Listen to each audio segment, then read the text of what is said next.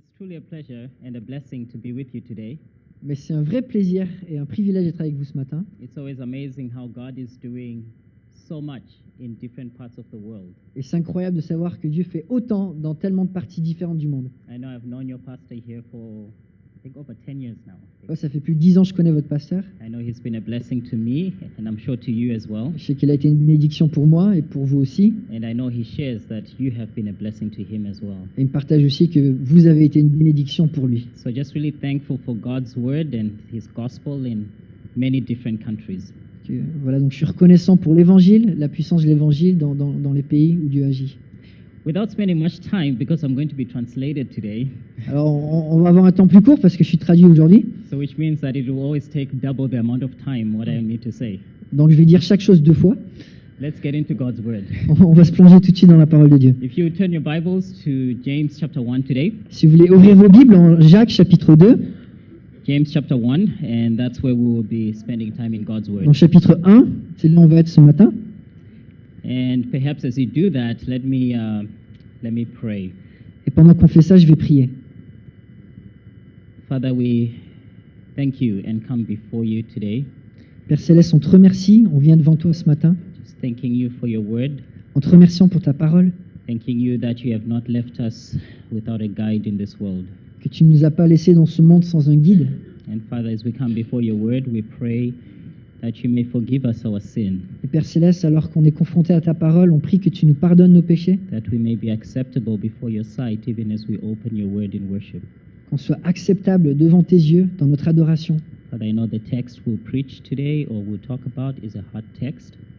Et que le texte aujourd'hui qui est un texte difficile, It's hard because it's hard to live out. parce que c'est difficile à l'appliquer, I know it's hard to live out in my life, oh God. et je sais que c'est dur pour moi de le vivre dans ma vie, But I thank you for the grace that your Son has given to us, mais merci pour la grâce que ton Fils nous a donnée, that we may be able to honor you and strive, oh God, to maturity in your Son.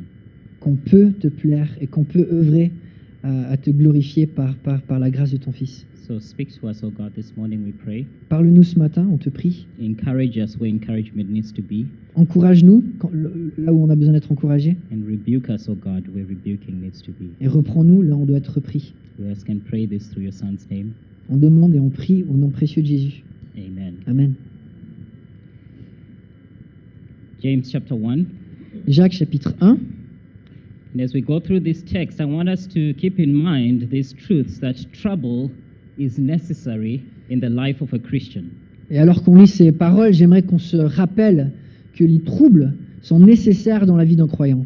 Trouble makes us grow in Christ. Les épreuves nous font grandir en Christ. It's not fun, C'est pas rigolo, but that's the tool that God uses. mais c'est l'outil que Dieu utilise. How you respond to trouble or trials is a marker of where you are spiritually. Et la manière dont nous répondons aux épreuves et aux soucis est un marqueur de notre cheminement dans la foi. It is a marker of the areas that God is calling you to grow in. C'est un marqueur qui met en évidence les endroits où on a besoin de progresser dans notre vie. In chapter 1, verse 1, James, the brother of our Lord, tells us that he's writing this book to a group of Christians who were scattered abroad, who in many ways were going through a lot of trouble and trials. Et au premier verset du chapitre 1, Jacques, serviteur de Dieu, demi-frère de Jésus-Christ, écrit à des chrétiens qui sont dispersés dans les pays et qui passent par des épreuves. James was the leader of the church in Jerusalem and in fact was the first pastor of this church. Jacques était un responsable de l'église à Jérusalem, le responsable, et probablement le premier pasteur de l'église à Jérusalem. And like a good pastor, he's following up on some of the people who have been scattered from Jerusalem because of mainly persecution. Et comme un bon berger, il suit les personnes qui étaient de son église et qui ont été dispersées dans les villes et les nations environnantes. As they are now living in these different contexts, in these different cultures, he reminds them that the proof of their faith, the proof of their testimonies as Christians will be seen in their works. Et alors qu'ils vivent dans d'autres contextes, dans d'autres environnements, il veut les encourager que les épreuves où Dieu travaille vont les faire grandir dans leur foi. In fact, the central text or the central verse in this book will be found in James chapter 2, verse 17 and 18. Et je vais lire les versets principaux de ce livre qu'on trouve au chapitre 2, versets 17 et 18. Which will say, even so faith, if it has no works, is dead by itself. But someone may well say, you have faith and I have works. Show me your faith without the works, and I will show you my faith by my works. Il en va de même pour la foi. Si elle ne produit pas d'œuvre, elle est morte en elle-même. Mais quelqu'un dira, toi tu as la foi et moi j'ai des œuvres. Montre-moi ta foi sans les œuvres et moi, c'est par mes œuvres que je te montrerai ma foi. James is by no means teaching a gospel of works here. Alors Jacques n'enseigne pas un évangile des œuvres. We are saved by faith, and that's still a central truth in the scriptures. On est sauvé par la foi, c'est une vérité centrale des Écritures. However, the proof of our faith, the genuineness of our salvation, will be seen by the works that the Holy Spirit produces in us as believers. Mais la preuve de notre salut, l'authenticité de notre salut, c'est démontré par les œuvres qu'on vit dans la foi. A person who may come and say, I'm a Christian, but has no evidence of that life of a Christian in his life is deceiving himself. Une personne qui dit je suis chrétien, mais qui n'a aucune preuve dans sa vie d'œuvres qui sont différentes, est en train de se tromper lui-même. Scripture will continuously highlight this truth, that a believer produces fruit. Les Écritures mettent en avant constamment cette vérité qu'un vrai croyant va porter du fruit. So as you go through the book of James, you will find that he will point to a lot of the fruit that is supposed to be evident in the life of a believer. Et c'est ce qu'on voit dans le livre de Jacques, ce qui est mis en évidence, c'est les œuvres authentiques d'un vrai chrétien. But today we'll just look at the first fruit or the first work. Et aujourd'hui, on va regarder au premier fruit de la première œuvre. And if you go back to James chapter 1 in verse 2, he says, "Consider it all joy, my brethren, when you encounter various trials." C'est ce qu'on voit au chapitre 1, verset 2. Considérez comme un sujet de joie complète les diverses épreuves auxquelles vous pouvez être exposés.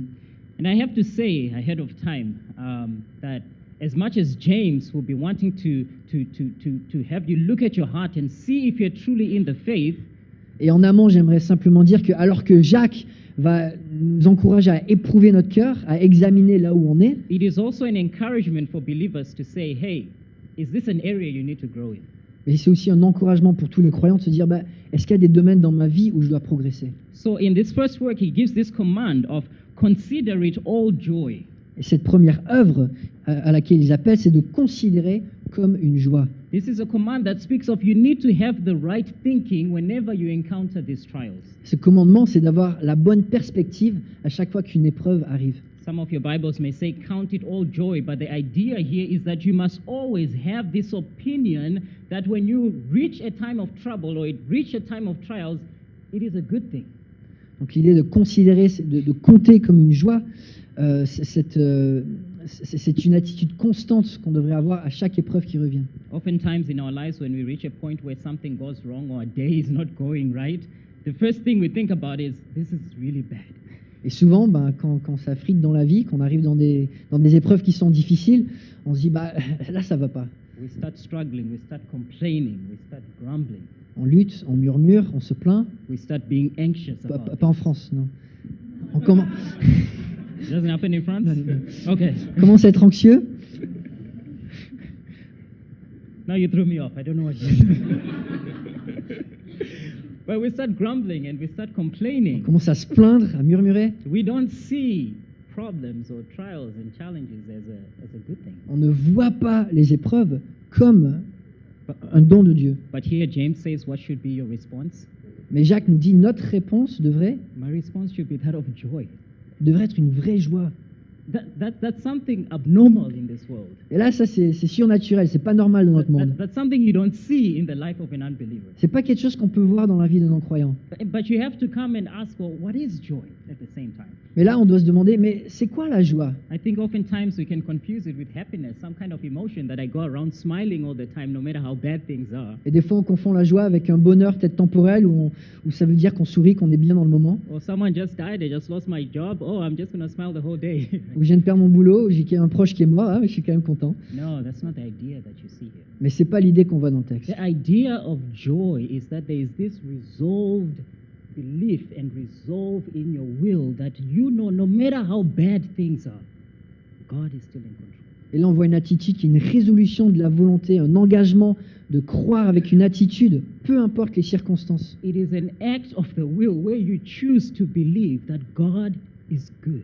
C'est un acte de la volonté quand on choisit de croire que Dieu est réellement bon. No matter how bad things surrounding me may be. Peu importe les circonstances, si elles ont l'air de se passer No mal, matter how challenging my marriage or my work situation may be. peu importe les défis de mon mariage ou de mon travail, No matter what someone just said to me maybe, I am going to choose that God is good. peu importe les paroles peut-être que quelqu'un m'a dit, je vais choisir de dire que Dieu est bon, That God is in control. que Dieu est au contrôle, That God has a purpose que Dieu a un but in allowing this to happen at this en moment. permettant ces choses à ce moment-là. That's what joy is. Ça, c'est la joie. We also understand from the scriptures it is a fruit of the Spirit, is it not? On comprend aussi dans les Écritures que la joie, c'est un fruit de l'esprit. Galatians chapter 5, right? En Galates 5, For the fruit of the Spirit is love, joy. le fruit de l'esprit, c'est l'amour, la joie. So not only is it a fruit of the Spirit, but it's also a command. C'est pas seulement un fruit de l'esprit, mais c'est un commandement. Remember, Paul commands believers later on in chapter 4, or Philippians chapter 4, verse 4, in saying, "Rejoice in the Lord always." Again, I will say, rejoice. That's a command. C'est un commandement en Philippiens 4:4. Réjouissez-vous dans le Seigneur. Je le répète, réjouissez-vous. And in 1 Thessalonians 5, verse 16, he commands us to rejoice always. Et 1 Thessaloniciens 5:16. Soyez toujours joyeux. Now, if you're like me, that's not easy to do. Si vous êtes comme moi, vous savez que c'est pas toujours facile. The easiest thing is to start trying to figure things out in your head. How is this all going to work? Le plus facile, c'est de se dérouler les événements, se dire comment ça va se résoudre. What's the solution? C'est quoi la solution? How can I get out of this situation? Comment est-ce que je peux sortir de cette situation? But what James is calling us to do is first have this attitude of joy. Mais Jacques nous appelle à avoir en premier une attitude de joie. Every situation is going to be an opportunity for worship. Et dans toutes les situations, il va y avoir une opportunité d'adorer Dieu. But you say, I don't know, the life of a Christian, is it supposed to be that hard? On se dit, mais la vie du croyant, est-ce qu'elle doit être aussi difficile? The answer in the scriptures is a resounding yes. Et la réponse des Écritures, c'est oui. I don't know if this is what you signed up for, Je sais pas si c'est ce pourquoi vous êtes inscrit, but this is the promise in scripture. mais c'est une promesse des Écritures. Notice in verse 2, Au verset 2, he's addressing and he says, "Count it all joy, my brethren." ici considéré comme un sujet de joie, mes frères et sœurs. Brethren is a term addressing Christians. Donc c'est un terme, mes frères, qui adresse tous les chrétiens. But he not only says brethren, but he also says when you encounter various trials. Et non seulement il applique à tous les chrétiens, mais il dit quand vous êtes exposés à des épreuves. He doesn't say if you encounter various trials. Il dit pas si, il dit quand. The idea there is that you are guaranteed to have trials and trouble in your life when you're a Christian. L'idée, c'est que ça vous garantit que dans votre vie de chrétien, il va y avoir des épreuves. It's just a matter of time. C'est juste une question de temps. The truth that God is teaching us here is that it is certain you will have trouble, and then he goes on to say troubles of various kinds. Donc la garantie des Écritures, c'est oui, il va y avoir des épreuves dans votre vie, et Jacques les définit, des épreuves de toutes sortes. So what God is going to bring is not just these big troubles like someone died or someone got sick, Donc c'est pas juste une grande épreuve comme quelqu'un de proche est mort ou tombé malade, but there are various troubles. mais il y a diverses épreuves, The idea there is that of multicolored troubles. des épreuves de toutes les couleurs. They may be as small as someone said something to you, Ça peut être aussi petit qu'une personne qui a dit des paroles blessantes, to you're having a disagreement in your marriage, ou d'avoir un grand désaccord dans son mariage, or your children, if your children are like mine, they just don't listen. ou si vous avez des enfants, s'ils sont comme les miens, ça leur arrive de ne pas écouter. My wife just sent me a message. I'm getting off track here, but my wife just sent me a message saying our 2-year-old daughter was threatening her. Mon épouse vient de m'envoyer un message en disant que notre fille de 2 ans est en train de me menacer. And when she's been trying to discipline my 2-year-old daughter, she's been saying, "I'm gonna tell my daddy when he comes back." Quand elle essaie de reprendre donc sa fille, la fille répondait « Je vais dire à mon père quand il revient And that's if you're a mother, you understand that. You know, you're going through this the whole day, and they're just so annoying, right?" ». Et si vous êtes une mère, vous savez, les discussions avec les enfants comme ça, c'est toute la journée. But that's the spectrum of the trials of various kinds. Mais on voit un grand spectre de ces épreuves de toutes les sortes. You say, well, don't unbelievers have the same issues? Alors on se dit, mais les non-croyants, ils n'ont pas les mêmes soucis? Yeah, they do. Oui, But the difference between a believer and an unbeliever is going to be how they respond to that trouble or trial. mais la grande différence entre un croyant et un non-croyant qui passe par l'épreuve, c'est comment la personne va répondre. And this is the first work James is going to say will show you if your faith is alive or if your faith is dead. Et Jacques insiste, ça c'est la première œuvre qui met en évidence si notre foi est vivante ou si elle ne If l'est you're pas. consistently seeing this in your life, where you have victory over this work of trials and how you respond, you should be encouraged. Si de manière répétée et fidèle, on arrive à surmonter les épreuves avec une bonne attitude, alors soyons encouragés. It doesn't have to be perfect because as Christians we're not perfect, right? We're still growing. Et pas que on est parfait, on sait qu'en tant que chrétien, on progresse vers la perfection. But if there's no evidence of this at all, there's no consistent evidence that you see in your life that when trials and troubles come, I respond in such a way that James is going to tell us and has been telling us, you should really be thinking if your faith is alive or dead. Mais si à chaque fois qu'il y a des épreuves, on répond toujours de manière négative, alors on doit se demander, est-ce que ma foi You should est vraiment really be vivante? thinking, am I a true Christian or am I just pretending to be a true Christian? Et se demander, si je réponds jamais par la foi, est-ce que je suis un vrai chrétien ou finalement je ne suis pas un vrai chrétien encore? But let's unpack this. James, help us unpack this. Donc, How should I respond in trials? et Jacques nous aide à développer tout ça. And the first response he says that we'll find in verse 2 is that I have to have this God-centered perspective.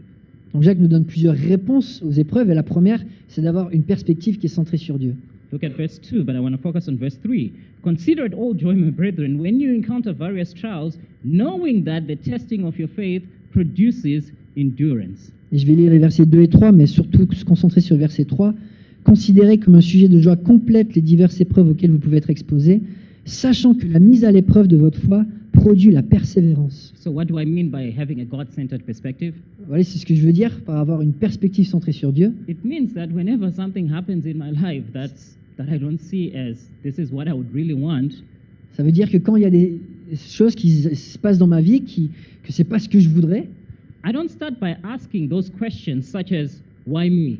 je commence pas en posant des questions en disant pourquoi moi. I start by asking the question, what is God wanting to produce in my life through this? Mais poser la question, qu'est-ce que Dieu veut produire dans ma vie au travers de ça? What is the purpose of this trouble in my life right now? Quel est le but de ces épreuves dans ma vie aujourd'hui? A believer will be aware and understands continuously that God is going to be testing my faith. Et un croyant est conscient que Dieu va constamment tester notre foi. It's not for his purpose that he sees how your faith is because he's God, he already knows. C'est pas pour c'est pas pour que lui découvre où est notre foi qu'il envoie des épreuves. But this testing is for you, Le test est pour nous, so that you see whether your faith is alive or dead, and so that you see where you are as a Christian, where you need to grow. pour voir si notre foi elle est vivante ou pas.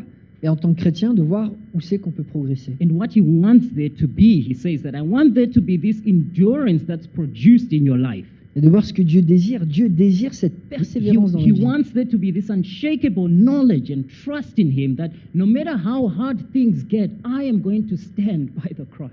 Dieu a envie de créer en nous une foi inébranlable, une confiance inébranlable qui se tient à la croix avec confiance. And it's interesting, the word he uses here for endurance, this is something that's different from being patient. Et ce mot pour persévérance, c'est intéressant, c'est différent du mot patience. Being patient, you only need to be patient for as long as a trial is happening, right? On a seulement besoin d'être patient pour la durée d'une épreuve. But what he wants to produce is a type of patience or endurance that lasts even longer than that trial, this steadfastness that will be there in the life of a Christian. Et ce que Dieu essaie de produire, c'est pas simplement cette patience dans l'épreuve, mais une persévérance qui va même au-delà de l'épreuve et qui nous soutient encore après. Your trust in God will get stronger and stronger, and you become more and more like Christ as God uses these trials. Votre confiance en Dieu devient de plus en plus forte quand vous lui faites confiance et vous devenez de plus en plus fort en lui. So this is the good God wants for me.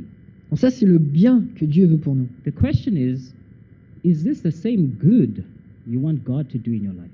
Et la question qu'on se pose, c'est mais est-ce que c'est le même bien que nous, on désire que Dieu fasse dans nos vies? Is our greatest desire in this life to know God and to work on your sin continuously? Est-ce que notre plus grand désir, c'est de connaître Dieu de manière proche et aussi d'avoir le succès sur nos péchés? If this is your great desire, you will be joyful. Si ça, c'est votre désir, alors oui, vous serez joyeux. But if your greatest desire is just to be comfortable, Et si votre plus grand désir est d'être plutôt à l'aise, you will not be joyful. alors vous ne serez pas joyeux. Is Christ your sole treasure? Est-ce que Christ est votre plus grand Is trésor? knowing Christ the greatest desire you have? Est-ce que connaître Christ est le plus grand désir de votre cœur? Trials will give you a marker of where your heart is in that. Et les épreuves nous donnent une indication de là où est notre cœur. So, don't only have this God-centered perspective, but then he goes on to say in verse 4, have a willing spirit. Donc il n'y a pas simplement cette perspective centrée sur Dieu, mais on va voir au verset 4, il y a aussi la bonne volonté. I know what God is doing. He wants to produce something good. Je sais ce que Dieu veut faire, il veut produire quelque chose de bon. But then James goes on to say in verse 4, and let endurance have its perfect result, so that you may be perfect and complete, lacking in nothing. Et puis le verset 4 continue, mais il faut que la persévérance accomplisse parfaitement sa tâche, afin que vous soyez parfaitement qualifiés, sans défaut, et qu'il ne vous manque rien. Notice that he says, let endurance. Il dit, il faut. And the Greek word there places this heavy emphasis on what should characterize you. What is your responsibility? Et là, en grec, c'est la même chose, c'est un terme qui est très fort, qui dit, voici par quoi on devrait être caractérisé en tant que croyant. When you reach a time of trouble or trials, there's something that God is calling you to choose. Dans les temps de l'épreuve, Dieu nous appelle à faire un choix. There's a way he's calling you to respond. Il nous appelle à répondre d'une manière précise. Remember, you know what he's doing from verse 3. God is testing and producing endurance, but there's another side where you must be willing to let him work. Donc il y a voilà, Dieu permet l'épreuve pour tester notre persévérance, mais nous, de notre côté, on doit aussi l'accepter. Now, don't ask me like how does this all work, the sovereignty of God and how we as human beings, I don't know. Alors ne posez pas la question comment est-ce que la souveraineté de Dieu marche dans tous les détails de la vie. Je ne peux pas donner une réponse. It's as if there are these two parallel truths of your responsibility and what God is doing, and they meet in heaven somewhere. Si on essaie de faire un puzzle entre la volonté de Dieu et ma responsabilité, et comme ça se mettrait parfaitement ensemble au ciel. But what I know is that both are true here in this text. Mais dans le texte, on voit les deux sont vrais. Dieu est souverain et je suis responsable. The command here is let endurance, which can be translated as have endurance have its perfect result. Et le commandement ici, verset 4, il faut que la persévérance accomplisse. In other words, endurance will not have its perfect result if you keep on holding on to things. Donc la persévérance ne va pas produire tout son fruit si nous, on résiste. Now, at our house in Zimbabwe, we have a lot of trees. Dans notre maison au Zimbabwe, on a beaucoup d'arbres. And our kids, our house there is like basically their playground. The trees and everything, that's their playground. Okay, they climb trees all the time. Donc voilà, notre jardin, c'est notre parc pour les enfants, c'est là où ils s'amusent. So my son goes up a guava tree. Donc mon fils escalade un arbre, comment on dit guava? He's 7 years old now. Donc il a 7 ans maintenant. So then I look outside the window. Donc je regarde par la fenêtre. And I hear this screams, Daddy! Ah! Et j'entends crier Papa! Ah! And then you're thinking, oh no, what just happened? Et là on se dit oh non, qu'est-ce qui s'est passé? So then I run outside and I see my son is stuck up this guava tree, right? Donc je vois mon fils qui est bloqué dans un arbre And he can't get down. et il peut pas descendre. So as a good father, I'm like, well, if I climb up there, it's probably going to be dangerous for both of us. So, hey son, just jump and I'll catch you. Donc je lui dis si moi j'escalade, bon ça va être dangereux pour tous les deux. Alors je lui dis bah toi tu sautes et moi je te catch. If you're a parent, you know how usually that goes, right? Et vous savez quand vous êtes parent comment ça se passe hein? Because my son is like looking at this tree he's holding on to. Et mon fils il est accroché à l'arbre. Yeah, he's scared, but he kind of knows that he's holding on to something, right? Il a peur mais il sait qu'il se tient à quelque chose. And then he looks down and he sees me like, you know. Il regarde en bas et il me voit avec les bras ouverts. And he's thinking, no. Et il se dit ah. So then I'm like, Joel, you have to jump down. I'll catch you. Alors je lui dis mais Joël, tu dois sauter, je t'attrape. If you don't jump, if you don't let go, I can't help you. Si tu ne lâches pas, je ne peux pas t'aider. But it reminded me that oftentimes that's what we are like as believers. Et souvent en tant que croyant, c'est un peu la même chose. It needed my son to actually trust to let go of that branch so that I would catch him. Il fallait absolument que mon fils me fasse confiance avant de lâcher la branche. I think that's what James is talking about here. Et c'est ce dont Jacques parle. Oftentimes God is bringing these troubles and these trials in our lives and he wants to work something in us.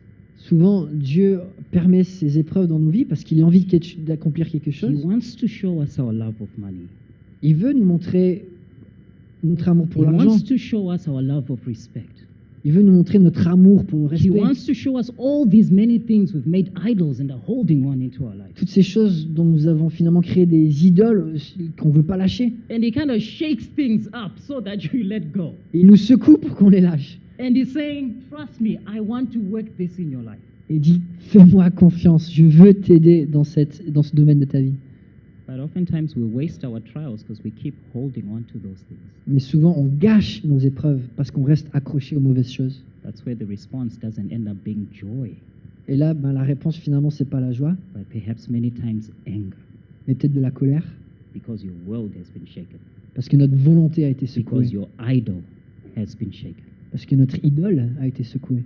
But James here is saying, let endurance have its perfect result.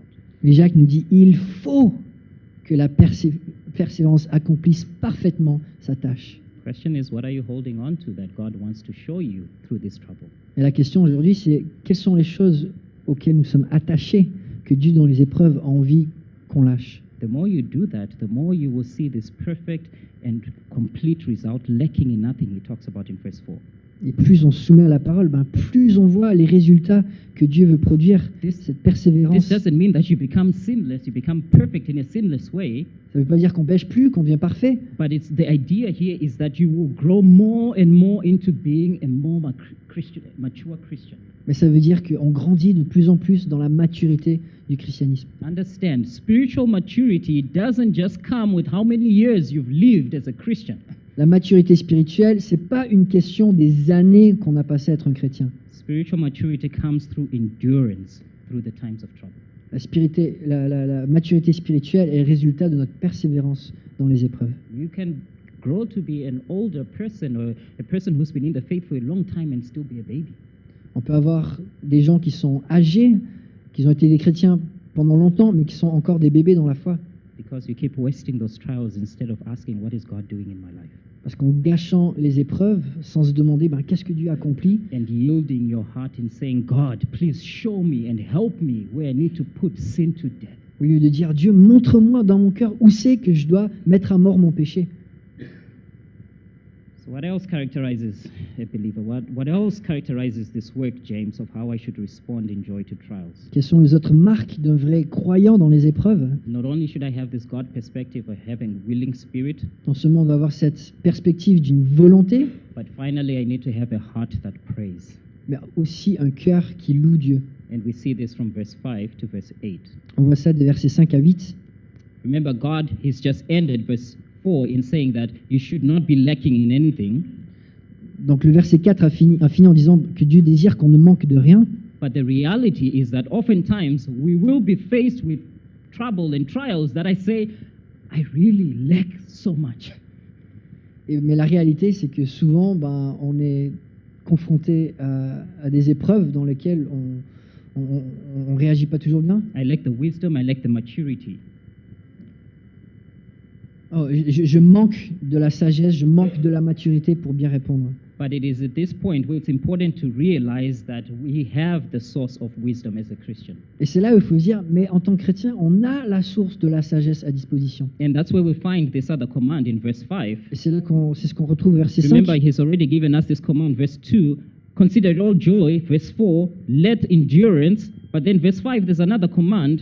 Donc il y a plusieurs commandements. Au verset 2, considéré comme un sujet de joie. Au verset 4, il faut que la persévérance accomplisse. Et là, verset 5, Pray. priez, Pray. priez. It's not an advice of saying, hey, when things are tough, why don't you consider praying? Maybe it might help. C'est pas juste un petit conseil mignon. Ouais, s'il y a une épreuve, pourquoi pas prier. But it's do this, pray. Il faut absolument prier. The fact that God commands us to pray here means that it matters to Him when we pray. Si Dieu nous commande de prier, ça veut dire que ça a une importance pour Dieu. God commands us in the things where it matters to Him, it matters to His character and who He is. Dieu nous donne des commandements dans les endroits où c'est important pour lui qu'on pratique He ces commands choses. us, do not lie. That matters to His holiness because it offends His holiness. Il nous commande de ne pas mentir parce que ça, c'est une offense à sa sainteté. In the same way, He commands us to pray because that has something to do with who He is. Et il nous commande de prier parce que c'est important selon qui il est, lui. You know, so many times in the life of a Christian, this is the most neglected discipline. Et dans tellement de vies chrétiennes, This c'est is- l'élément this is le the plus discipline- négligé. This is the discipline where we all need to grow in. C'est la discipline spirituelle dans laquelle on a tous besoin de grandir. But then it says in verse 5, Mais il dit au verset 5, I'm commanding you to pray when you get to such a stage. And then he gives a promise that's there in verse 5.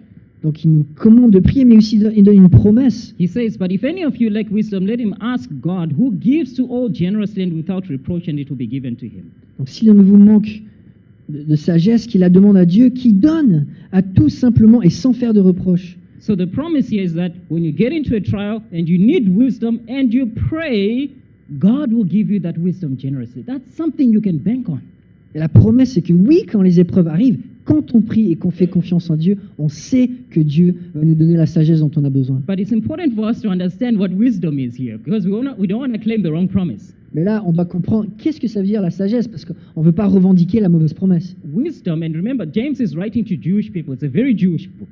Donc, il faut se rappeler, Jacques écrit à un auditoire qui est juif. C'est un livre qui est très juif. Wisdom in the Jewish mind had this idea of understanding life in light of who God is.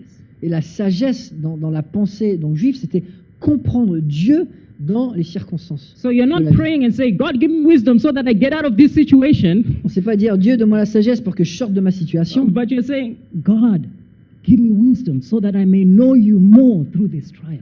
Mais Dieu, donne-moi la sagesse de te voir et de te connaître dans ces épreuves. Give me wisdom so that I can understand life more in light of who you are. Donne-moi la sagesse pour que je comprenne mieux la vie que tu m'as donnée à la lumière de qui tu es. Give me wisdom through this trial so that I can know Christ more. Donne-moi de la sagesse dans ces épreuves pour que je puisse connaître Give me Christ encore wisdom in plus. this trial so that I can hate my sin more. Donne-moi la sagesse en Christ pour que je puisse détester mon péché encore plus. If you pray like that, Si vous priez comme ça, God promises you that Dieu He will grant that vous promise. promet de répondre à votre prière. Isn't that amazing? C'est pas incroyable? I don't know. I find it amazing. Maybe because I'm just Zimbabwean, but I find it amazing. Okay. Je trouve ça incroyable. C'est peut-être parce que je viens du Zimbabwe, mais je trouve ça super. So, and then he goes on to talk about the attitude that you should pray in verse 6 to 8 there. And I'll just read this real quick. Et rapidement, il parle de l'attitude qu'on devrait avoir, versets 6 à 8. But when you pray, what attitude should you have in the midst of this trial? But he must ask in faith without any doubting, for the one who doubts is like the surf of the sea driven and tossed by the wind. For that man ought not to expect that he will receive anything from the Lord, being a double-minded man unstable in all his ways. Mais qu'il la demande avec foi, sans douter. Car celui qui doute ressemble aux vagues de la mer que le vent soulève et agite de tout côté. Qu'un tel homme ne s'imagine pas qu'il recevra quelque chose du Seigneur. C'est un homme partagé, instable dans toute sa conduite. He must ask in faith, he says. Il doit demander par la foi. This is not this existential feeling of, I have faith, C'est pas un sentiment mystique, existentiel, j'ai de la foi. but your faith is grounded in the knowledge of who God is and what his desire is in your life. Mais c'est une foi qui est ancrée dans notre connaissance de qui Dieu est et ses plans pour ma vie. So as I'm praying, God, show me these things, I'm also praying with an understanding that God only means good for me. Et alors que je demande cette sagesse à Dieu, je dois me rappeler que Dieu ne désire que le bien pour moi. God cares about his glory. Dieu a envie que la gloire lui revienne. God is holy and he wants me to walk in obedience during this time. Et Dieu est saint, il a envie que je chemine dans l'obéissance dans ces épreuves. God is gracious, so I deserve nothing and I need to rely on him. Et Dieu est plein de grâce et je sais que par moi-même j'y arrive pas, j'ai besoin de dépendre de lui. God is merciful. Et Dieu est plein de compassion. And were it not for his son, all I deserve is hell. Et si c'était pas pour le Fils de Christ, je mériterais que l'enfer. So this is what James is saying. C'est ce que Jacques nous dit. Do you see this work evident in your life? Est-ce qu'on voit cette œuvre de manière évidente dans notre vie? Do you see this work evident in all the troubles that God is giving you? Est-ce que c'est l'attitude qui est mise en lumière dans les épreuves auxquelles Dieu nous soumet?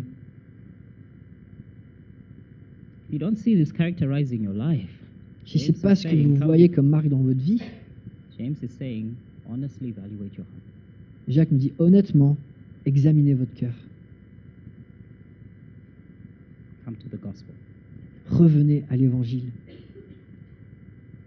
perhaps you're a Christian and sometimes you do well and you fall and you stumble, right? Et des fois, en tant que chrétien, des fois ça va bien, puis d'autres fois on chute. That's me. C'est moi. But this is an encouragement as well. Mais c'est un encouragement pour chacun. Saying, hey, remember how God works in the lives of believers? Rappelons-nous comment Dieu travaille dans la vie des croyants. This is a good thing. We forget that sometimes. C'est une bonne chose et des fois on l'oublie. This is a good thing. C'est une bonne chose. Let's grow together. Grandissons ensemble. Let's have this be our greatest desire to be more like Christ. Que ce soit notre plus grand désir de devenir comme Christ. Instead of complaining, let's be more thankful Au lieu de se plaindre, soyons reconnaissants. that God cares so much Que Dieu se soucie tellement de nous that He elevates my holiness over my happiness. qu'il met en avant ma sainteté au-dessus même de mon bonheur. Amen.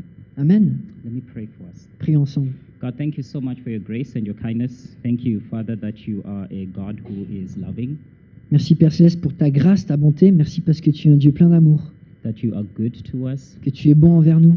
And Father, I confess and we confess to you that oftentimes, Lord, we don't see you as good when things are hard. Et Père Céleste, on confesse que souvent on ne te voit pas comme bon dans nos épreuves. For us as believers, Lord, we just ask for your forgiveness and ask, Lord, that you help us to grow in trials and through trials. Et pour nous qui sommes croyants, je te prie que tu nous pardonnes et de nous de persévérer dans les épreuves. And for those perhaps who don't see this in their lives, oh God, I just pray, Father, that you make the gospel clear to them. Et pour ceux, Père Céleste, qui n'ont pas encore mis leur foi comme preuve dans ces épreuves, que tu puisses leur donner de te connaître. You help them to understand that their greatest problem is sin, oh God, not so much how bad things are. Que tu fasses comprendre que notre plus grand problème, c'est notre péché, c'est pas les circonstances de notre And vie, that Jesus paid that price for sin on the cross. et que Jésus a payé le prix pour nos péchés sur la croix. So thank you again, Father, for your dear people and this your church, Merci encore, Père Céleste, pour ton peuple, pour ton Église. and continue to bless this church, oh God. Continue de bénir cette Église. Through your Son's name we pray.